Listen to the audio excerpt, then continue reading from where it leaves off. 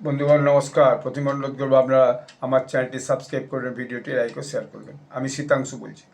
আজ দুনিয়ার মিডিয়ার সব নজর হচ্ছে দিল্লির উপরে, বিশেষত ইন্ডিয়ান মিডিয়া এবং north eastern Indian media, Lutyens media. কারণটা হচ্ছে যে আজকে দুটো বড় ঘটনা দিল্লিতে ঘটছে।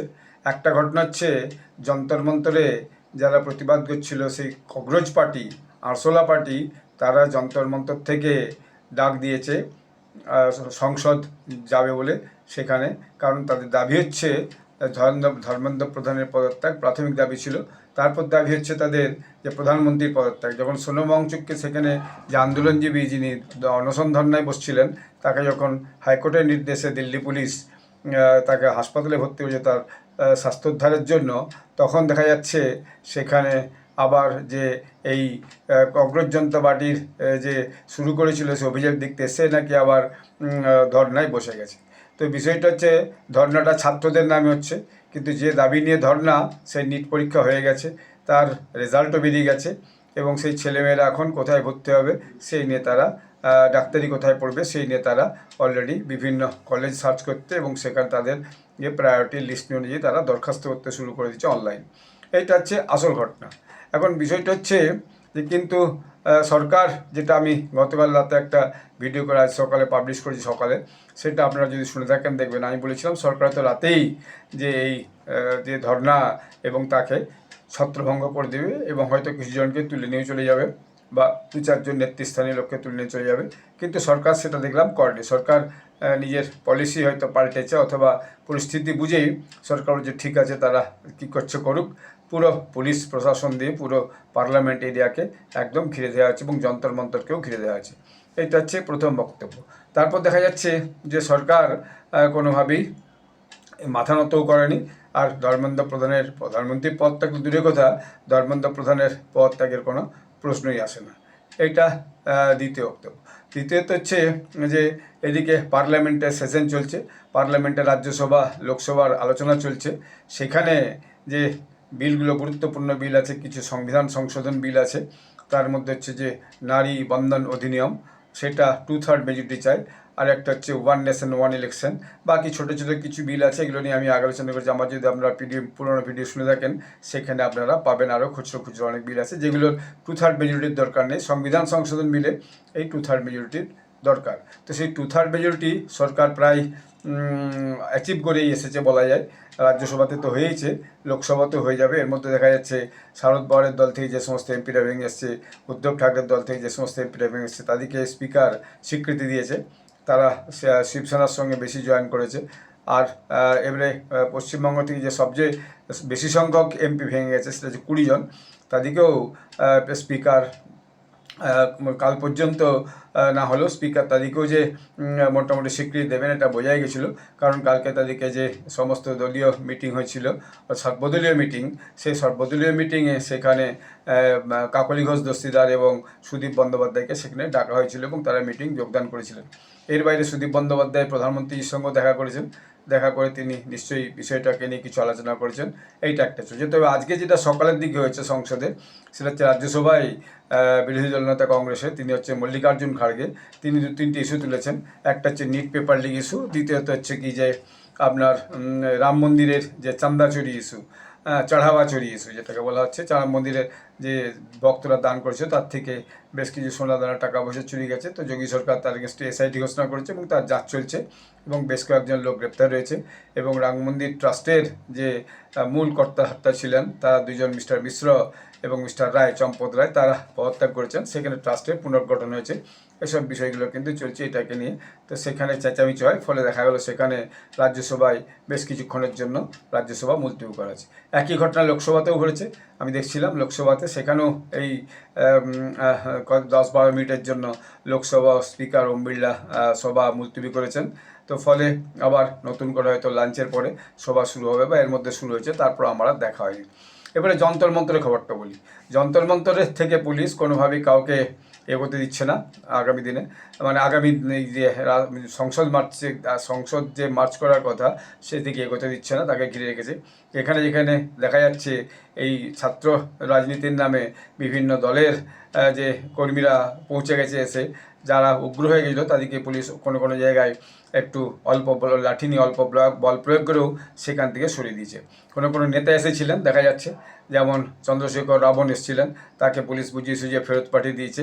আরও কেউ কেউ নেতা দেখা যাচ্ছিল, সঞ্জয় সিং আম আদমি পার্টির রাজ্যসভা সদস্য, আর আপনার অতিশী মারলানা যিনি পরবর্তীকালে আম আদমি পার্টির মুখ্যমন্ত্রী হয়েছিলেন, আর মনীষ সিসোদিয়া প্রাক্তন উপমুখ্যমন্ত্রী, তারাও যন্তর মন্তর যাওয়ার চেষ্টা করেছিলেন, কিন্তু তাদেরকে পুলিশ ফিরিয়েছে, তাদেরকে যেতে দেয়নি।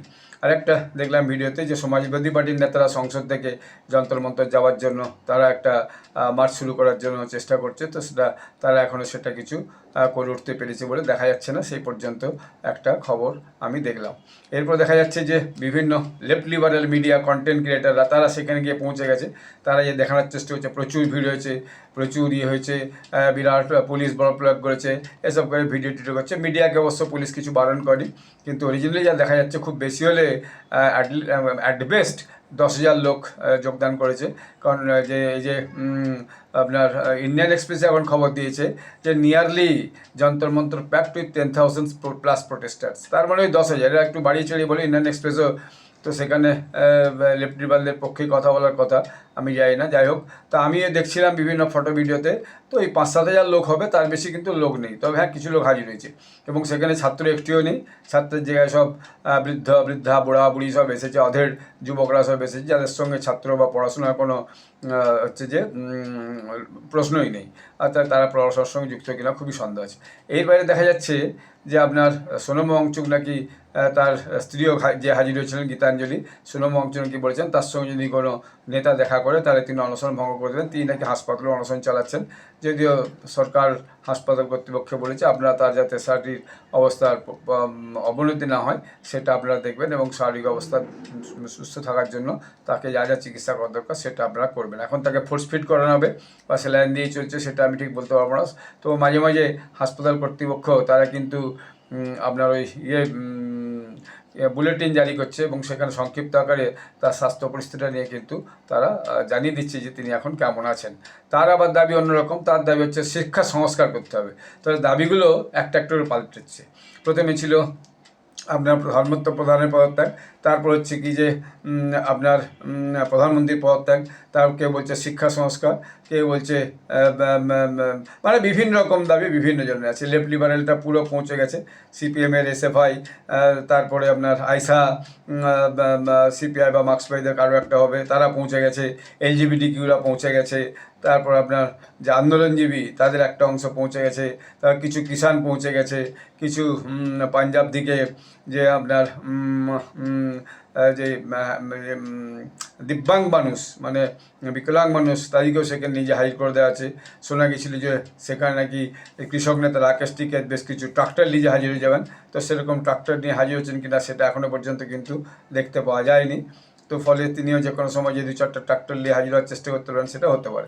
তো পুলিশ এখনও পর্যন্ত ছাত্রদের কাছে কোনো মাথা নতও করেনি, এবং ছাত্রদিকে পার্লামেন্টের দিকে এগোতেও দেয়নি, তাকে ঘিরে রেখেছে। আর হয়তো কিছুক্ষণের মধ্যেই দুপুরের লাঞ্চ টাঞ্চ যখন হবে, যখন সর্ব খিদে পাবে, তখন দেখা যাবে সব সেখান থেকে পালিয়ে গেছে। অর্থাৎ এটা একটা ফ্লপ আন্দোলন হতে চলেছে, এর থেকে কিছুই আলটিমেটলি লাভ কিছু হবে বলে মনে হয় না। এখন একটা প্রশ্ন ঘুরপাক খাচ্ছে, সেটা আমি কালকে অনেকগুলো আমি আগের ভিডিওতেও বলেছি, কালকে আমি অনেকগুলো বিভিন্ন সিনিয়র জার্নালিস্টদের ভিডিও পড়ে শুনেছি, যারা এসব ব্যাপারে খুবই বিশ্লেষক লোক। তাদের মধ্যে একটা জিনিস একজন যিনি বলেছেন সেটা খুব দামি কথা বলেছেন। তিনি বলেছেন বিজেপি প্রায় 24 থেকে 25 কোটি লোকের ভোট পেয়েছে গত লোকসভা নির্বাচনে, এবং যদি এনডিএ সব মিলে ধরা হয় তাতে প্রায় 35 কোটির কাছাকাছি, 33, 34, 35 কোটির কাছাকাছি তারা হচ্ছে কি যে কিন্তু ভোট পেয়েছে। তাহলে 35 কোটি জনসংখ্যার ভোটে অধিকাংশ সংসদের সমর্থনে নির্বাচিত একটা সরকার কিন্তু 5,000 লোক যে কোনো সময় বসে গেলে আর তাকে পদত্যাগ করতে হবে, চলে যেতে হবে, এরকম হওয়ার তো একটা গণতান্ত্রিক দেশে সম্ভব নয়। প্রতিবাদ আপনি জানাতেই পারেন, গণতান্ত্রিক অবস্থায় প্রতিবাদ জানা আপনার অধিকার আছে, আপনি আপনার দাবি দেওয়া সরকার হিসেবে তুলে ধরতে পারেন। তার মানে এমন নয় যে আপনি একটা অরাজক অবস্থা তৈরি করবেন, এমন সব বিভিন্ন দাবি দেওয়া তুলবেন যে দাবি দেওয়াগুলোর কোনো যুক্তি নেই, এইটা হচ্ছে ব্যাপার। তারপর এখন পার্লামেন্টে যে সরকারের বিলগুলো পাস হবে, সেই বিলগুলো পাস হবে কি না সেটাকে নিয়েও একটা প্রশ্ন এসে গেছে যে সংবিধান সংশোধন হবে কি না।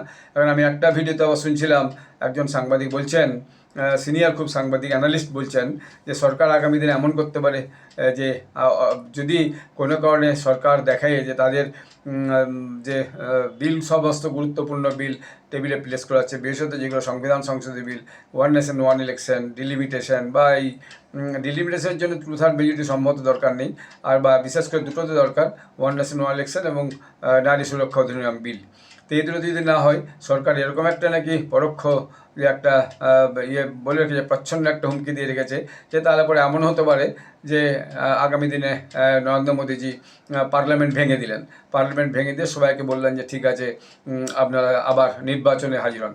এখন দেশে যেভাবে হিন্দুত্বের হাওয়া চলছে, আর দেশে যেভাবে বিজেপির সংখ্যা রাজ্যগুলোর ডোমিনেশন অনেক বেশি বাড়ছে রাজ্যগুলোতে, তো সেক্ষেত্রে কিন্তু যারা এখন বর্তমান এমপি আছে তাদের আগামী দিনে যে বিভিন্ন দলের টিকিট পাওয়া, আবার প্রধানমন্ত্রী হতে বলেছে, তারপর তিনি যখন দেখলেন টানাটানি চলছে তখন তিনি পদত্যাগ করেছিলেন, পদত্যাগ করার পরে সংসদ ভেঙে দিয়েছেন, তারপর তিনি নির্বাচন করে তিনি ব্যাপক ভোটে জিতেও এসেছিলেন।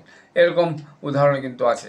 তো ফলে সেটার ফলে এখন যারা সাংসদ তারা দেখছে এরকম কিছু হলে তাদের মুশকিল, কারণ তারা আগামী দিনে কার কোন দলের টিকিট পাবে কি পাবে না, কে দেবে কি দেবে না, তারপর জনতার কাছে যে পৌঁছে তারা ভোটে জিতে আসতে পারবে কি না, তাদের যে আরও 2029 পর্যন্ত যে কার্যকাল আরও 3 বছর বাকি আছে সেটা যদি সংকটে পড়ে, সেই জন্য সবাই এখন কম বেশি সরকারকে প্রত্যক্ষ পরোক্ষ সমর্থন করছে, ঠিক আছে সরকার যে বিল সমস্ত আছে সেই সমস্ত বিল পাস করবে, এটা একটা বিষয়।